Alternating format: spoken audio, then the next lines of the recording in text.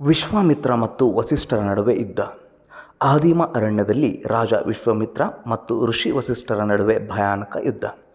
ವಿಶ್ವಾಮಿತ್ರನು ರಾಜಕೀಯ ಕವಚ ಧರಿಸಿ ತೀಕ್ಷ್ಣ ಖಡ್ಗ ಹಿಡಿದಿದ್ದಾನೆ. ಆದರೆ ವಸಿಷ್ಠನು ತನ್ನ ದಿವ್ಯ ದಂಡವನ್ನು ಹಿಡಿದು ಸ್ಥಿರವಾಗಿ ನಿಂತಿದ್ದಾನೆ. ಆಕಾಶದಲ್ಲಿ ವಿದ್ಯುತ್ ಕಿರಿದಾಡುತ್ತದೆ. ದೈವಿಕ ಶಕ್ತಿಗಳು ಸುತ್ತಮುತ್ತಲು ತಿರುಗುತ್ತವೆ. ರಾಜಶಕ್ತಿಯ ಹಾಗೂ ಆತ್ಮಶಕ್ತಿಯ ಘರ್ಷಣೆಯನ್ನು ಸೂಚಿಸುತ್ತವೆ. ವಿಶ್ವಾಮಿತ್ರನ ತಪಸ್ಸು ನಿರ್ವಹಣಾ ಯೋಗ. ಹಿಮಾಲಯ ಪರ್ವತದ ಮೇಲಿರುವ ಒಬ್ಬ ಏಕಾಂಗಿ ಋಷಿ ಜಟಾಧಾರಿ ಮೌನ ಧ್ಯಾನದಲ್ಲಿ ತಲ್ಲೀನನಾಗಿದ್ದಾನೆ. ಅವನ ದೇಹಕ್ಕೆ ಬೂದಿ ಲೇಪಿತವಾಗಿದೆ, ಆದರೆ ಅವನಿಂದ ದಿವ್ಯ ಕಿರಣಗಳು ಹೊರಸೂಸುತ್ತಿವೆ.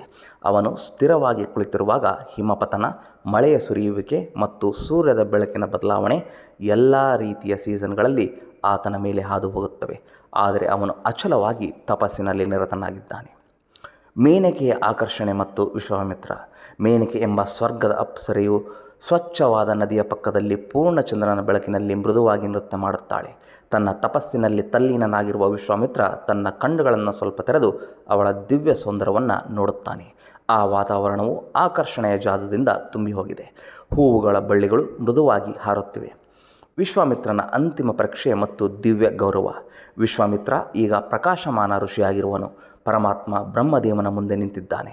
ಬ್ರಹ್ಮನು ತನ್ನ ಸುವರ್ಣ ಕಮಲಾಸನದಲ್ಲಿ ಕುಳಿತು ಆತನಿಗೆ ಬ್ರಹ್ಮಶ್ರೀ ಎಂಬ ಗೌರವ ಪುರಸ್ಕಾರವನ್ನು ನೀಡುತ್ತಾನೆ. ಪಕ್ಕದಲ್ಲಿರುವ ವಸಿಷ್ಠನು ಸ್ಮಿತಹಾಸ್ಯದಿಂದ ನೋಡಿ ಸಂತೋಷಪಡುತ್ತಾನೆ. ತನ್ನ ಆಂತರಿಕ ಹೋರಾಟಗಳನ್ನು ಜಯಿಸಿದ ವಿಶ್ವಾಮಿತ್ರನ ಮುಖದ ಮೇಲೆ ತೃಪ್ತಿ ಮತ್ತು ಶಾಂತಿಯ ಕಿರಣಗಳು ಹೊಳೆಯುತ್ತಿವೆ. ತ್ರಿಶಂಕು ಸ್ವರ್ಗದ ಸೃಷ್ಟಿ.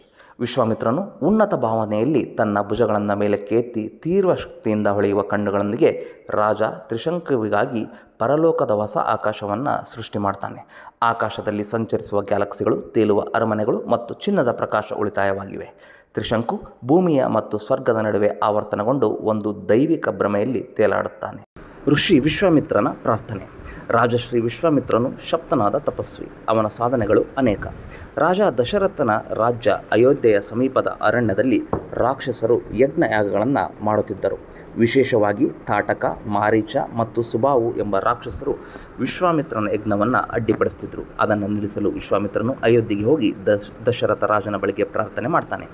ನಿಮ್ಮ ಪುತ್ರ ರಾಮನ ಸಹಾಯ ಬೇಕಾಗಿದೆ. ಅವನು ನಮ್ಮ ಯಜ್ಞವನ್ನು ರಕ್ಷಣೆ ಮಾಡಬೇಕು. ರಾಮ ಲಕ್ಷ್ಮಣರ ಯಾತ್ರೆ.